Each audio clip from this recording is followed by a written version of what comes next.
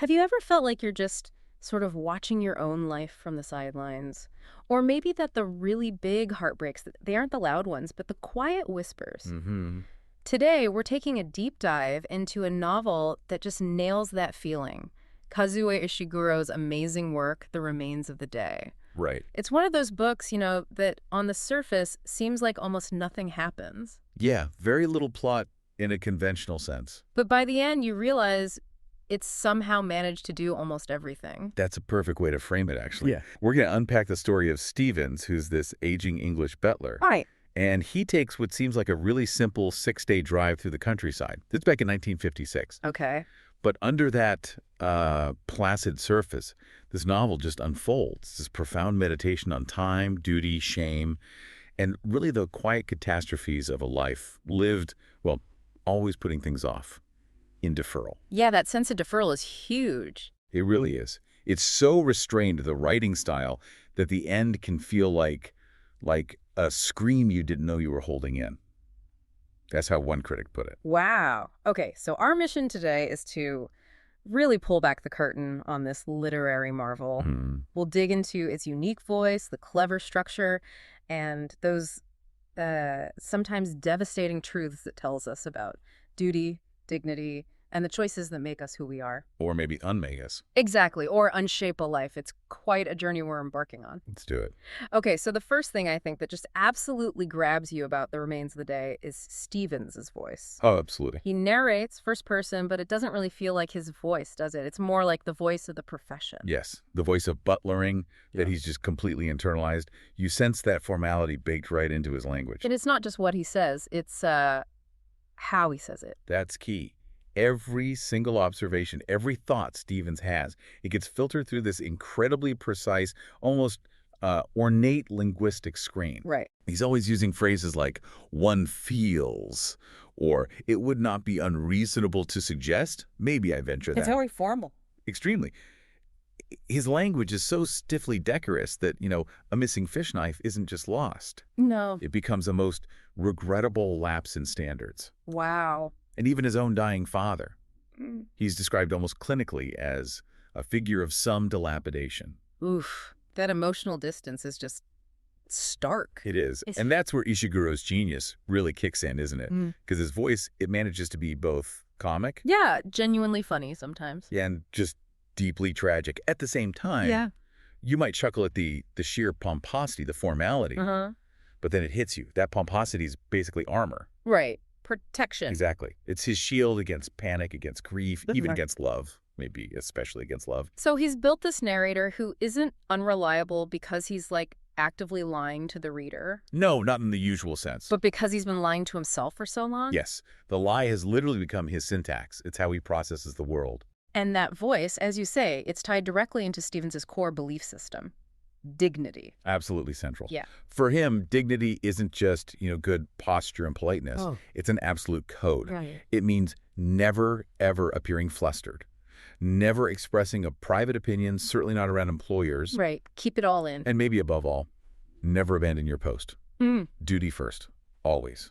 No matter the personal cost. And that code gets tested, brutally tested in that scene, probably the most famous scene. His father is dying upstairs, In an attic room at Darlington Hall, while Stevens is downstairs doing his job. serving champagne. Okay. To figures involved in appeasement, some sympathetic to Nazis. And he chooses service. He chooses the job over being with his father. It's hard to read. It is. And what's incredible is how Ichiro presents that choice. There's no melodrama, no big emotional scene on the page. No internal monologue wrestling with it. No. It's all conveyed through tiny, precise physical details. A curt nod, maybe a tightened smile, the way he holds the tray of sherry balanced like a shield. Like armor again. Exactly. Ishiguro doesn't tell you, this is tragic. He just shows you the tremor in Stevens' hand and lets you, the reader, supply the indictment. It's a masterclass in using negative space. What's not there speaks volumes. Precisely.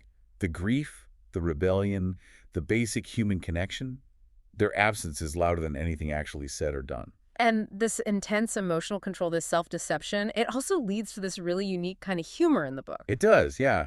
It can be very funny. But it's always at Stevens' expense, right? You're laughing at him. Always.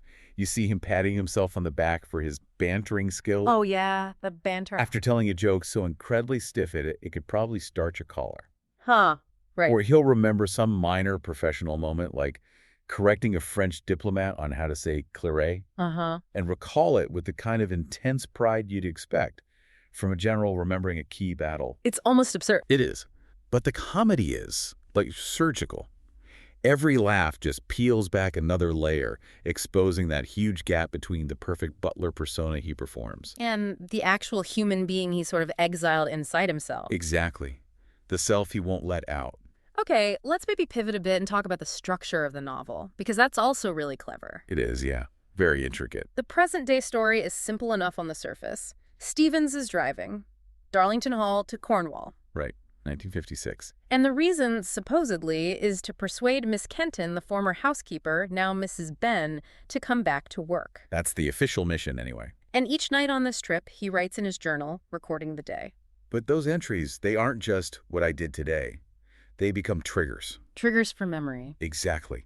Deep dives, digressions back into the 1920s and 30s, back to when Darlington Hall was this major hub for, well, diplomacy between the wars. Right, the appeasement era stuff. And these memories, they feel less like simple recollections and more like archaeological digs. How so? Well, Stevens keeps digging and hitting these layers of embarrassment or regret, things he'd rather not face.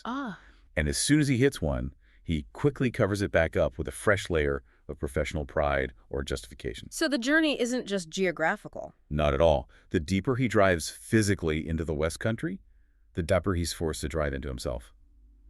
Until the landscape outside. And the landscape inside. They start to blur. They become almost indistinguishable. And Miss Kenton, she enters the story almost like she's defined by absences, by what's not said between them. That's a great way to put it. She's like a series of ellipses. She's clearly brisk, very competent. And by Stevens' standards, pretty cheeky, right? Impertinent. Definitely. She pushes back. She brings flowers to his dying father, which is a human gesture he can't quite process. Right. She teases him about the boring books he reads.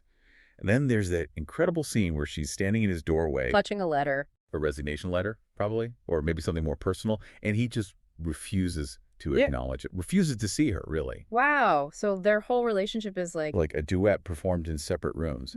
That's a brilliant description I read. They're close physically, but miles apart emotionally. And the closest they get to actual intimacy is that scene with the book. I think so. That romance novel she finds him reading. She pushes him. I merely wondered, Mr. Stevens, if you consider this a good book. But she's not asking about literary quality. Not at all. Yeah. The real question, the subtext, is, can anything emotional actually get through to you? Can I get through to you? Can you feel anything beyond duty? Can you see me as a person, not just a colleague? Can you respond? And the answer comes years later, doesn't it? In that just crushing scene near the end. Oh, it's devastating. When she confesses she once saw him as a possibility for happiness. A whole life path, right there. Exactly. And Stevens, his response, what does he do? He adjusts the angle of a tea cozy. He adjusts a tea cozy. The silence, the smallness of that gesture in the face of such emotional vulnerability, it's just deafening. Absolutely heartbreaking. It really is. And it makes you ask, why? Why won't Ishiguro give us, or them, some kind of emotional resolution, some catharsis? Yeah, as a reader, you're almost screaming for it. Right. Yeah. But he refuses. Yeah. And I think it's because giving them that big emotional moment would actually violate the very code that has produced the tragedy in the first place. It wouldn't be true to Stevens. It wouldn't be true to the life he's constructed. An easy breakthrough would undermine the whole point about the choices he's made. It is the unlived life. That's the essence of it. And it's not just his personal life that's unlived, in a way. The history happening around him. Right, the backdrop is crucial. It's set right in the middle of the appeasement era in the 1930s. Lord Darlington, his boss, is hosting these conferences. Conferences that are actively involved in the politics leading up to Munich. Really high-stakes stuff. But how does Stevens experience this huge historical moment? That's what's fascinating. For Stevens, this history, potentially world-altering conversations happening in the room next door, it's all filtered through the keyhole of service. Meaning?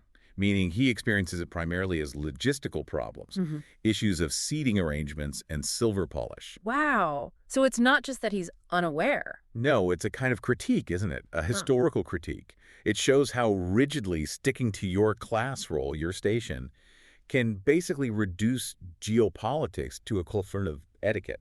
Keep the machine running smoothly, no matter what the machine is actually doing. Precisely.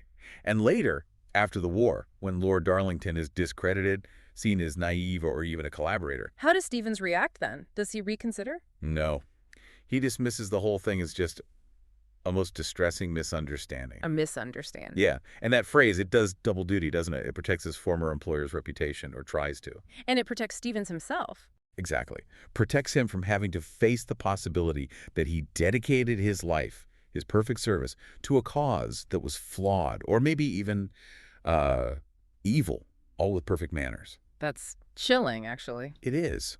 And Ishiguro uses the landscape, the imagery of the English countryside Stevens drives through so effectively here. How so? It seems quite picturesque in his descriptions. It is, on the surface. He describes it in this lovely, almost guidebook prose.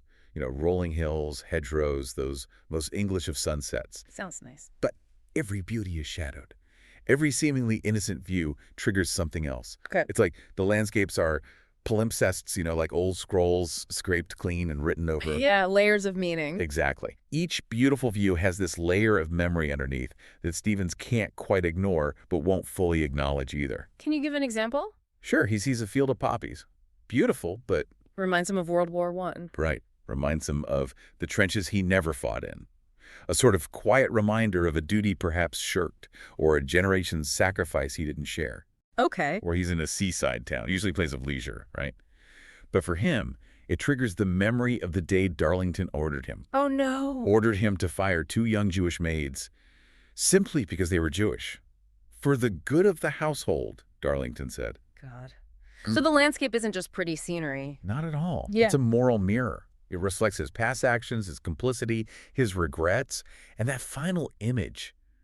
Stevens at the bus stop, watching the pier lights. Yeah, that stays with you. It becomes this powerful metaphor, doesn't it, for his whole life. Yeah. Spent on the periphery, watching joy, watching connection. From a distance. A distance he actively helped create. It's just profoundly melancholic.